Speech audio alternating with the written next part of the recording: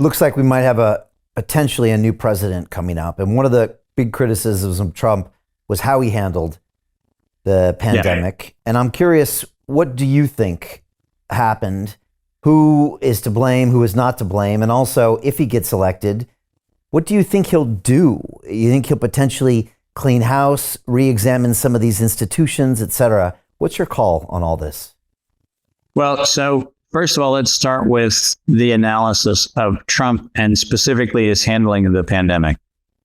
The fact of the matter is he made a fundamental error in the appointment of Alex Azar, who was the Secretary for the Department of Health and Human Services in his administration. Alex Azar was a known criminal when he was going into office. He was during his appointment, he was actually under investigation for felony antitrust violations for price fixing the cost of diabetes medicine for the poor people of Mexico. So just let that sit. That's the level of criminal this guy is. He is a criminal that wants to pick the pockets of the poor in Mexico. And he was doing that in his role for a pharmaceutical company when he was nominated. So Trump's mistake in the first instance was getting a criminal into the head of Department of Health and Human Services. His second mistake was actually to allow Anthony Fauci to stand next to him and declare that on his watch there would be a pandemic. That's a domestic terrorism statement, and when it was made, it was a violation of Section 802 of the Patriot Act.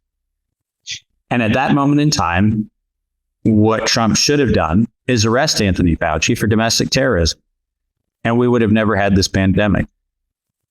The minute somebody opens their mouth and threatens the state, which last time I checked in your oath of office, when you defend yourself against all enemies, domestic and foreign, you're standing next to an enemy that's domestic, who's working for foreigners. That's the right time to actually say, yeah, it's time to arrest you. And he should have done it, and he didn't.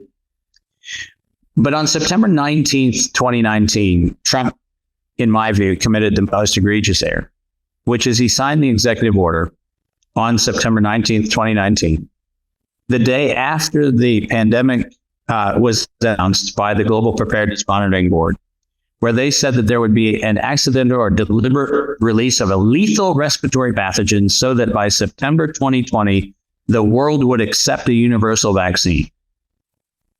That next day, he signed the executive order, which put in process what became what we now know as Operation Warp Speed. And we know it was that because in December, before patient one in Wuhan, Anthony Fauci got in front of Congress and actually announced that it was Operation Warp Speed, that there was going to be a rapid development of mRNA and cDNA and DNA immunization programs, and he was going to actually see that go into high gear. And he said that the first week of December, before there was ever allegedly a patient anywhere in the world with allegedly SARS-CoV-2, or what we then ultimately called it COVID-19. So all this happened before there was ever SARS. And this is an important thing to point out. Trump's failure was not how he handled the pandemic. Trump's failure was failing to recognize that the willful acts that were being done were actually setting the world up for an act of global terrorism. Now, does that mean that he did the right or the wrong thing when it came to the pandemic? Well, let's review. You know that just 2 days ago, we passed the second anniversary death of Zev Zelenko. And you know that Zev Zelenko, who was a fabulous clinician and a wonderful man and a dear friend of mine, you know Zev Zelenko actually took a paper that was published by Ralph Barrick and said, hey, guess what? There's a way to treat this thing, and it's really cheap. It's called zinc, and you use an ionophore, and it works out well, and you can treat this stuff. And lo and behold, the Zev Zelenko protocol, the Zelenko protocol, was actually used by President Trump. And President Trump went as far as to announce, hey, we've got a solution, right? He did the right thing there.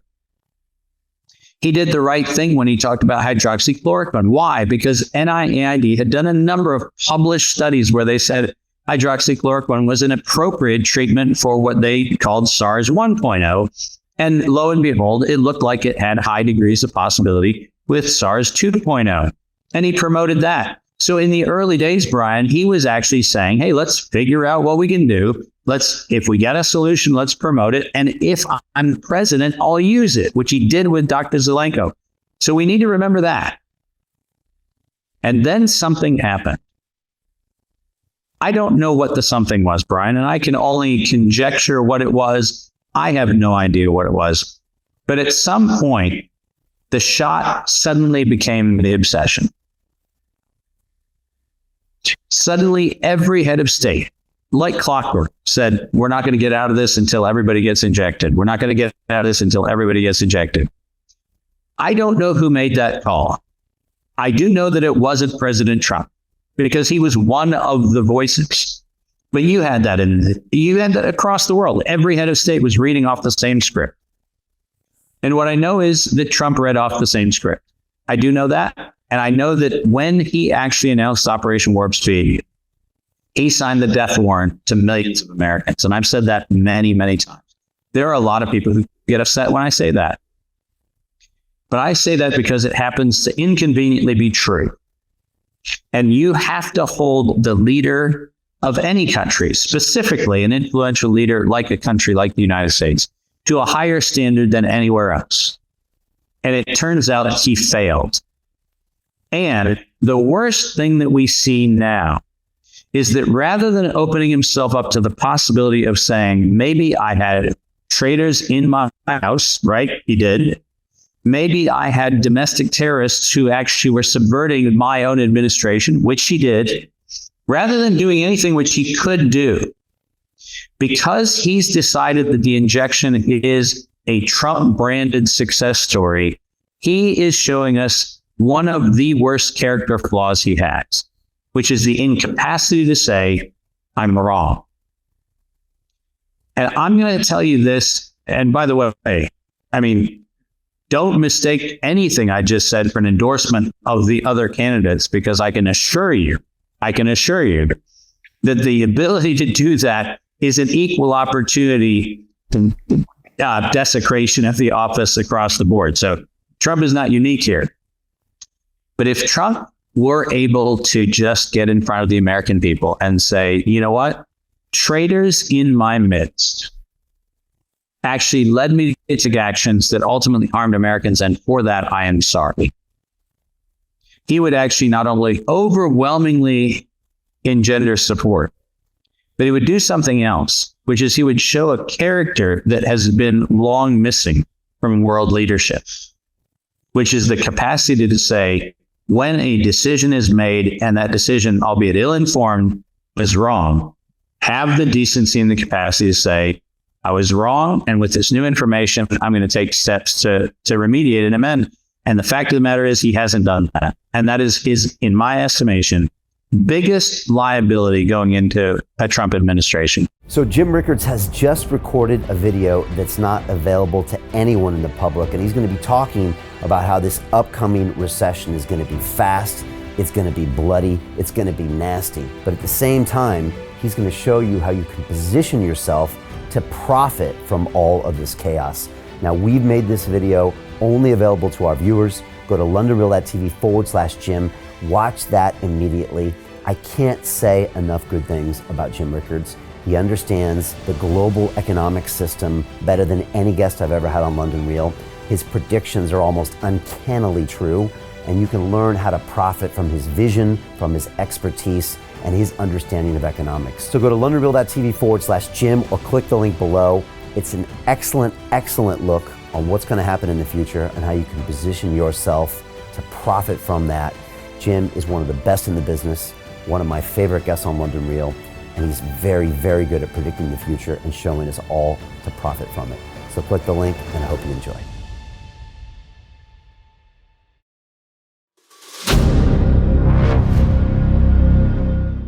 I'm looking for partners, collaborators, colleagues who want to join forces with me around the globe and create real value, generational wealth, and financial freedom for everyone else around the world.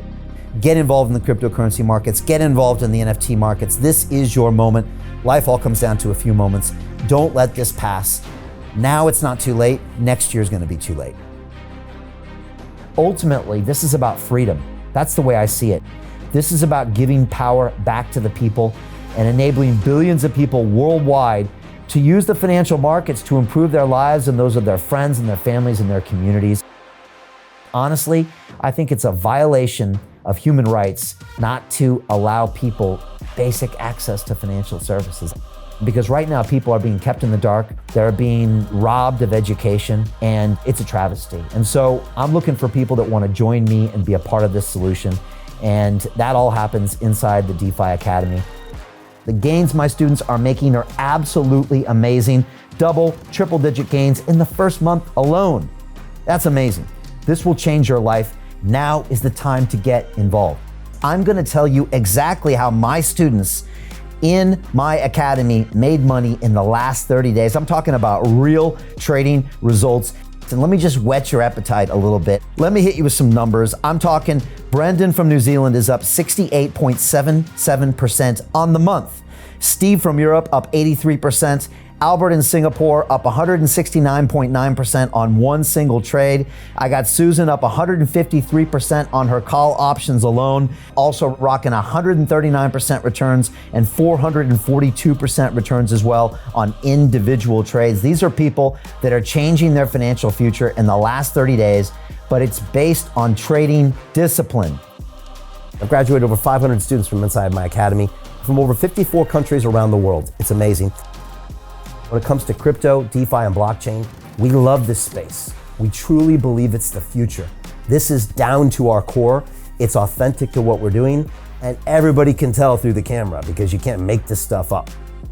If you're watching me now, wherever you are, I implore you, take 60 seconds right now and join my academy. Apply today. Now you've got a chance. Life all comes down to a few moments. What are you gonna do? What's the choice that you're going to make?